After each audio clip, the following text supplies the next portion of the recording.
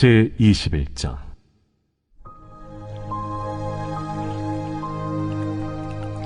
그 후에 예수께서 디베랴 호수에서 또 제자들에게 자기를 나타내셨으니 나타내신 일은 이러하니라.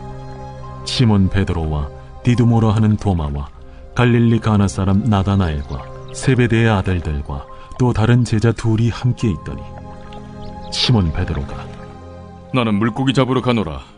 우리도 함께 가겠다 하고 나가서 배에 올랐으나 그날 밤에 아무것도 잡지 못하였더니 날이 새어갈 때에 예수께서 바닷가에 서셨으나 제자들이 예수이신 줄 알지 못하는지라.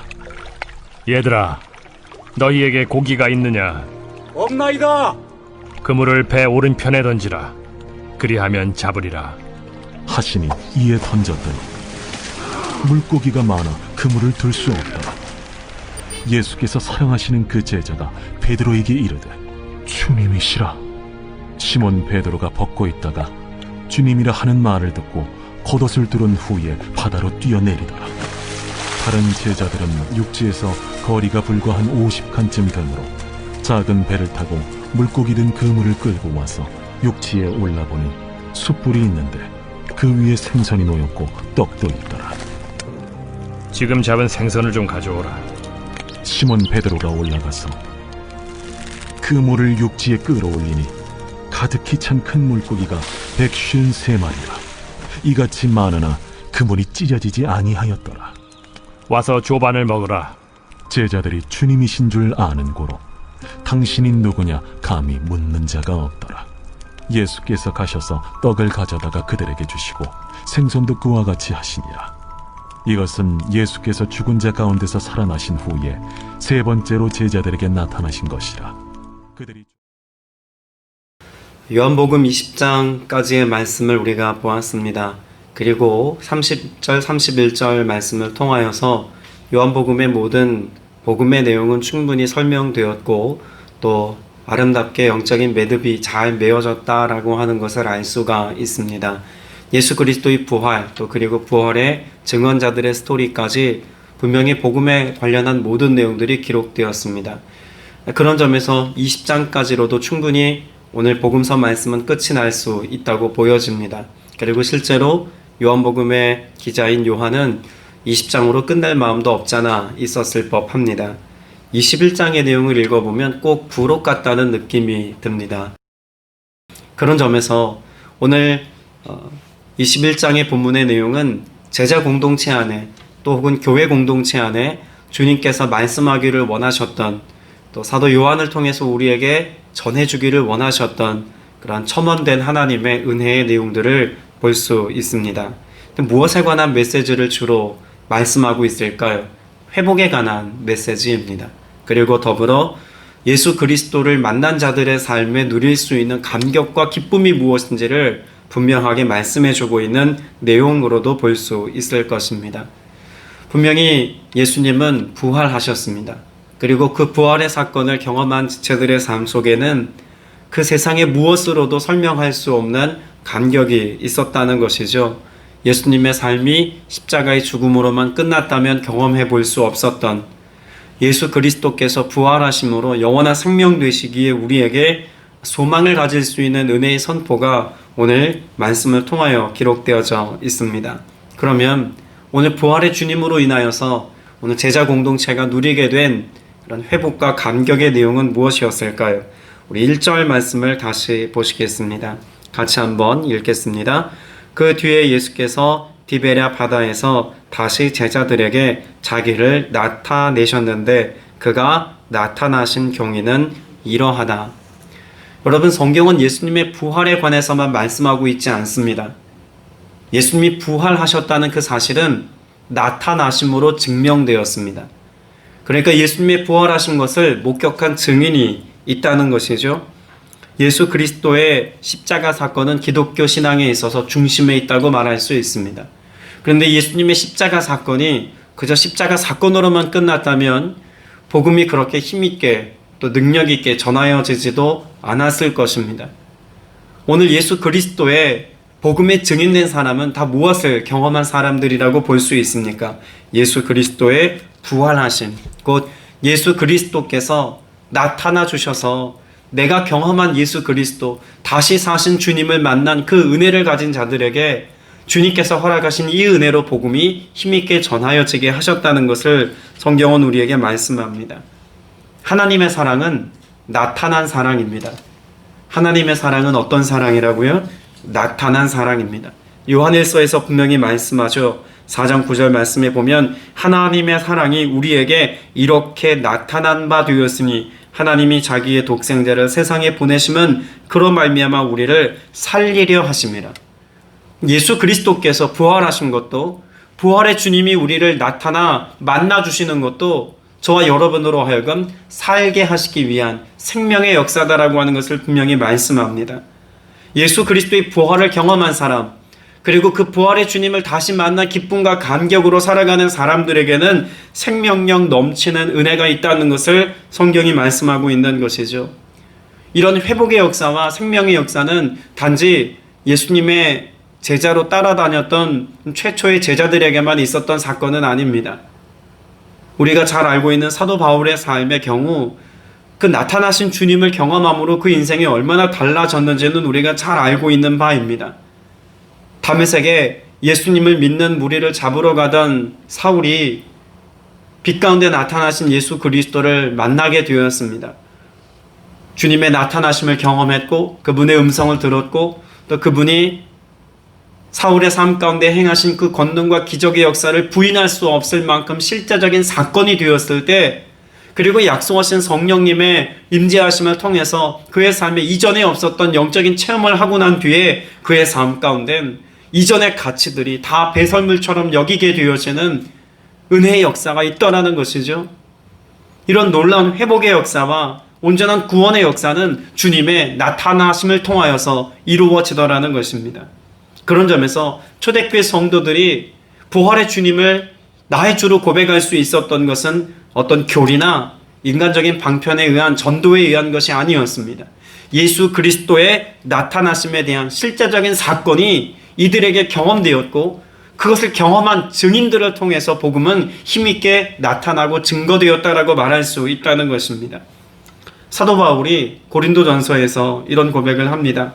15장 3절 이하에 보면 내가 받은 것을 먼저 너에게 전하였노니 이는 성경대로 그리스도께서 우리 죄를 위하여 죽으시고 장사 지난 바 되셨다가 성경대로 사흘 만에 다시 살아나사라고 말합니다. 예수 그리스도의 부활은 성경이 약속하고 있는 바고 예언해 두었던 말씀이라는 거죠.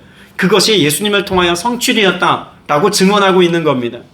율법을 잘 알았던 구약의 말씀에 정통했던 사도 바울이 그런 교리적인 율법적인 하나님의 말씀을 예언자들의 입을 빌려서 그렇게 말하고 있는 겁니다. 그런데 사도 바울은 예수 그리스도의 부활이 성경에서 약속하고 있는 예언이다 라고 하는 것만 설명하지 않습니다. 이어지는 5절 말씀에 보면 게바에게 보이시고 후에 12 제자에게와 그 후에 500여 형제에게 일시에 보이셨나니 그 중에 지금까지 대다수는 살아있고 어떤 사람은 잠들었으며 그 후에 야고보에게 보이셨으며 그 후에 모든 사도에게와 맨 마중에 만삭되지 못한 자 같은 내게도 보이셨느니라고 말씀합니다. 주님의 나타나심은 나에게는 어떤 사건입니까? 보이는 사건입니다. 여러분, 기록된 하나님의 말씀이 오늘 여러분의 삶 가운데 보이는 은혜의 사건으로 나타날 수 있기를 축복합니다. 여러분의 매일 매순간 예배함 속에 예수 그리스도를 보는 은혜가 있기를 축복합니다. 여러분의 일상 속에서 나보다 앞서 행하시는 주님을 바라보고 나타나신 주님의 인도하심을 따라 오늘도 성령의 인도하심을 받으며 살아가는 믿음의 성도들 다 되시기를 주님의 이름으로 축복합니다. 그것이 우리로 하여금 생명력 넘치는 그리스도인의 삶을 살게 하기에 무엇보다 중요하다고 말할 수 있습니다. 여러분, 초대교회 성도들의 그런 믿음의 삶을 특정할 수 있는 중요한 단어가 있다면 저는 감히 순교라고 말하고 싶습니다. 초대교회 성도들은 순교를 두려워하지 않았습니다. 아니, 기꺼이 순교를 선택하기도 했습니다. 예수 그리스도의 제자된 제자 그룹들이, 그 사도들이 순교로 그들의 사역과 삶의 모범이 되었기 때문만은 분명히 아닙니다. 그들이 죽음을 선택하기까지, 순교자의 자리에 나아가기까지 확실하게 믿었던 것이 있다면 무엇일까요? 부활의 주님이 나를 만나 주셨다는 믿음입니다. 그리고 그 믿음의 고백을 따라 많은 이들에게 부활의 주님을 증언하였고 그 부활의 증인된 자들의 삶에 나타난 변화, 그렇게 증인된 자들의 삶 가운데 임하셔서 지금도 행하고 계시는 성령의 역사하심과 은혜, 이것들을 많은 제자 공동체들이 보고 경험했다는 이야기죠. 다시 말하면 제자들을 통해서, 사도들을 통해서 초대교회 성도들은 예수님의 살아계심을 보았다는 것입니다. 예수 그리스도의 부활의 사건은, 나타나심의 사건은 단지 예수님이 현현하셨다라고만 끝나서는 안 되는 사건입니다. 예수 그리스도를 만난, 그래서 예수 그리스도께서 만나주신 은혜를 경험한 자들을 통해서 예수 그리스도께서 또다시 누군가에게 나타남의 사건이 되게 해야 합니다. 오늘 저와 여러분이 그런 점에서 오늘 먼저 구원받고 하나님의 은혜와 사랑을 경험하는 자로서의 삶을 살아가시되 나타나셔서 나를 만나주신 이 주님의 은혜를 가지고 기꺼이 또다시 누군가에게 주님을 나타내는 삶을 살기를 축복합니다. 오늘 저와 여러분이 어떤 상황과 형편 가운데 있다 할지라도 주님의 살아계심과 역사하심을 증언하기에 부족함이 없는 그런 주님을 깊이 경험하는 자로서의 삶을 사는 은혜가 있기를 축복합니다.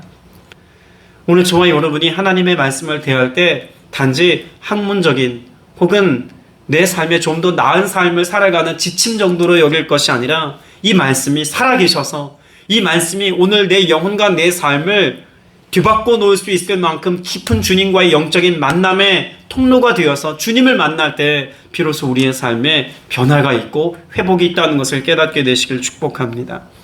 그런 점에서 오늘 부활의 감격은 어떤 감격이라고도 말할 수 있을까요? 단지 주님의 나타나심의 감격이기만 한 것이 아니라 실패자들에게 나타나셔서 실패자들을 회복하시는 은혜라는 점에서 우리에게 감격이라고 말할 수 있습니다.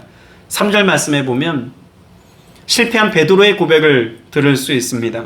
3절 같이 한번 읽어볼까요? 시작. 시몬 베드로가 그들에게 말하기를 나는 고기를 잡으러 가겠소 하니 그들이 우리도 함께 가겠소 하고 말하였다. 그들은 나가서 배를 탔다. 그리고 그날 밤에는 고기를 한 마리도 잡지 못하였다. 오늘 말씀에 보면 베드로가 나는 고기 잡으러 가겠습니다 라고 하는 말의 뉘앙스가 어떤 뉘앙스일까요? 나는 이제 고기나 잡으러 가야겠습니다. 이런 뉘앙스입니다. 그러니까 더 이상 예수님의 제자로 살아갈 만한 명목도 없고 면목도 없다는 겁니다. 자신은 주님을 배반하고 등지고 부인했던 자였고 비록 부활의 주님이 자신을 만나주시기는 하셨지만 그럼에도 불구하고 내가 더 이상 주님을 육신으로 볼 수 없는 지금의 때에 다시 제자로서의 사역을 감당할 수 있을지 나는 아무런 자신할 수 없다는 것을 고백하고 있는 말이 나는 물고기 잡으러 가노니라고 하는 고백인 것입니다. 이 베드로의 좌절과 낭망의 모습이 다른 제자들에게도 영향을 미치지 않습니까? 다른 제자들도 베드로와 똑같이 뭐라고 말하고 있습니까? 우리도 그렇게 함께 가겠소. 결국 그 제자 그룹이 가려고 하는 길은 실패자가 선택한 길을 함께 가겠노라고 하는 고백 정도에 불과합니다. 그런 제자들을 주님이 만나주시지 않습니까? 부활의 주님을 만나게 됩니다. 오늘 세 번째 주님을 만나는 장면에서 베드로가 예수님을 발견했을 때의 고백을 우리는 눈여겨보아야 합니다. 분명히 이들은 실패했습니다. 물고기 잡는 일에도 여전히 실패합니다. 밤새도록 고기를 잡으려고 했지만 한 마리도 고기를 잡지 못하죠. 자, 우리가 주목할 것은 그때 그런 주님을 발견한 요한의 고백입니다. 7절에 사랑하는 제자 베드로에게 요한이 뭐라고 고백합니까? 저분은 주님이시다라고 말합니다. 그렇게 주님이시다라고 하는 고백과 함께 베드로는 예수님께 달려갑니다. 그렇게 벗었던 자신의 몸을 가리고 겉옷을 챙겨 입고는 예수님께로 달려가는 베드로의 모습이 고백되어져 있죠. 회복입니다. 우리의 삶을 회복할 수 있는 믿음의 선포가 있다면 무엇일까요? 요한이 고백했던 것과 같이 주님이시다 라고 하는 고백은 우리의 삶을 회복시키기에 충분한 고백이고 선포입니다. 요한이 예수님이다라고 하는 것을 깨닫는 순간, 다시 말하여 자신의 실패의 자리에서 밤새도록 물고기를 한 마리도 잡지 못했던 실패의 순간에 주님의 말씀에 의지하여서 그물을 내리고 물고기를 많이 건지게 된 사건은 자신을 혹은 베드로를 처음 불러주셨을 때의 그 모습을 떠올리게 했습니다. 그리고 그와 같은 은혜를 경험한 요한이 다시금 눈을 들어 그렇게 자신에게 말씀하셨던 주님을 바라볼 때 예수님이시다라고 하는 것을 깨닫게 되었다는 것이죠. 여러분, 우리의 삶의 회복은 오늘 제자들 그룹이 경험했던 것처럼 내 삶 속에 말씀하시는 주님의 말씀을 따라 순종하며 믿음의 길을 걸었더니 주님이 행하시더라의 사건, 그래서 주님이 행하신 일들을 내 삶 속에서 경험할 때 주님이 하셨군요, 주님이 말씀하신 것이 이처럼 이루어졌군요 라고 하는 것을 경험할 때 우리의 믿음은 더욱더 회복되고 온전한 은혜 안에 거하게 될 줄로 믿습니다. 오늘 이 하루를 살아가는 동안에 저와 여러분의 삶 속에 경험되어져야 될 것은 주님이 하신 일입니다. 주님이시다 고백했던 이들처럼 오늘 여러분의 삶 속에 그 일이 작은 일이든 큰 일이든 혹은 내가 계획한 일이든 의도치 않은 일이든 내 삶의 모든 순간에 나보다 앞서 행하시는 바로 그 주님을 경험하셔서 주님이셨군요, 주님이 내게 행하셨군요의 고백을 가지고 오늘을 살아가는 은혜가 있기를 축복합니다. 더불어서 오늘 말씀에 보면 그 주님은 예수님께 먼저 이런 질문을 하고 계십니다. 5절에 보면 그때 예수께서 제자들에게 물으셨다. 얘들아, 무엇을 좀 잡았느냐? 라고 질문하십니다. 예수님의 질문에는 의도가 있습니다. 예수님께서 제자들을 보고 계실 때 물고기가 없다는 것을 한 마리도 잡지 못했다는 것을 정말 모르셔서 그들에게 무엇을 좀 잡았느냐? 라고 질문하셨을까요? 아니요. 주님은 알고 계셨습니다. 그들의 실패를 아셨고 아무것도 잡은 것이 없다는 것도 알고 계셨습니다. 자, 우리가 요한복음 말씀을 볼 때마다 함께 오버랩해서 같이 보는 말씀이 있죠. 창세기 말씀입니다. 하나님께서 범죄한 인류에게 질문하셨던 질문이 있습니다. 아담아, 내가 어디 있느냐라고 하는 질문이었습니다. 그 질문은 하나님과의 관계를 스스로 깨뜨려버린 실패한 인생들을 향한 하나님의 질문이었습니다. 하나님이 정말 아담과 하와가 어디 있는지 몰라서 그들을 찾기 위해서 아담아, 내가 어디 있느냐? 그렇게 찾고 부르신 것입니까? 아니죠. 알고 계셨습니다. 하나님께서 아담을 부르신 것은 너희가 지금 숨어있는 이유가 무엇이냐? 라고 하는 질문이기도 했고, 에덴 동산을 지키며 또 그곳에서 내가 너에게 준 사명을 감당하는 자리에 있어야 할 터인데 왜 숨어서 아무것도 하지 못하고 내 낯을 피하여 지금 여기 머물러 있느냐? 라고 질문하시는 의도가 있는 것 아닙니까? 오늘 제자들에게도 똑같이 질문하고 계신 겁니다. 너에게 물고기가 있느냐? 라고 하는 것은 너희 힘으로 밤새 물고기를 잡으려 했는데 과연 성공했느냐? 혹은 너희의 자리가 처음 내가 너희를 불렀을 때처럼 사람 낚는 어부가 되게 하겠다고 너희를 불렀는데 고기를 잡으러 지금 나아간 너희의 자리가 지금 과연 합당한 자리냐? 라고 하는 질문으로 볼 수 있다는 것이죠. 그런 질문 앞에서 어쩌면 요한은 예수님을 주로 바라보게 되었는지도 모르겠습니다. 여러분, 이런 질문은 오늘 저와 여러분을 향한 주님의 질문이기도 합니다. 오늘 내가 어디 서 있느냐? 혹은 오늘 나를 부르신 주님께서 내가 너를 통해서 기대한 바 있었는데 과연 그 일들을 이루기까지 여전히 믿음의 길로 깨어 주의 사명에 합당한 삶을 살고 있느냐라고 하는 주님의 질문으로도 들을 수 있다는 것이죠. 주님은 우리에게 말씀하시는 분이기도 하지만 때로는 질문하기도 하십니다. 그것을 통해서 우리의 삶을 점검해보고 돌아볼 수 있도록 하시기 위한 주님의 은혜죠. 주님은 이렇게 질문만 하신 것이 아닙니다. 실패한 제자들, 그들의 삶 속에 하나님께서 물고기를 가득 채우시면서 결국 무엇을 증명하신 겁니까? 제자들의 가능성은 오직 예수 그리스도시다라고 하는 것을 증명하셨습니다. 나는 실수해도 주님은 실수하지 않으십니다. 나는 실패해도 주님은 결코 실패를 모르십니다. 나는 실족해서 넘어져 있어도 주님은 결코 포기하지 않으십니다. 우리를 향한 주님의 은혜와 사랑의 역사가 끝없이 우리에게 주어지고 있다면 오늘 이 하루 우리의 삶 속에 경험하게 되는 실수, 실패, 실족함, 이 모든 것은 아무런 문제가 되지 않습니다.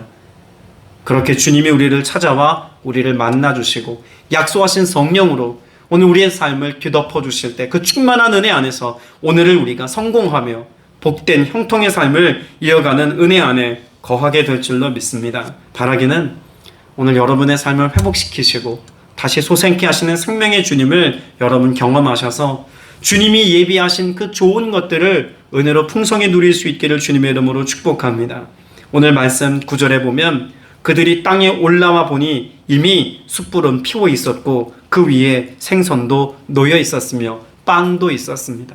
주님은 우리가 잡은 것을 가지고 우리가 이룬 것을 가지고 우리에게 공급하시는 주님이 아니라 도리어 그런 하나님의 영광스러운 역사를 우리로 경험하게 하시고 주님을 만난 자들에게 이미 예비된 그 우리의 삶의 결핍과 궁핍의 문제를 해결하시기까지 예비한 좋은 것들로 우리를 먹이시고 입히시고 쉼과 평안을 주시는 주님이라는 것도 말씀하고 있습니다. 오늘 그 주님이 예비하신 좋은 것과 풍성함을 누리고 또 주님이 회복케 하시는 은혜 안에서 오늘 복된 믿음의 삶을 여전히 살게 되시기를 주님의 이름으로 축복합니다.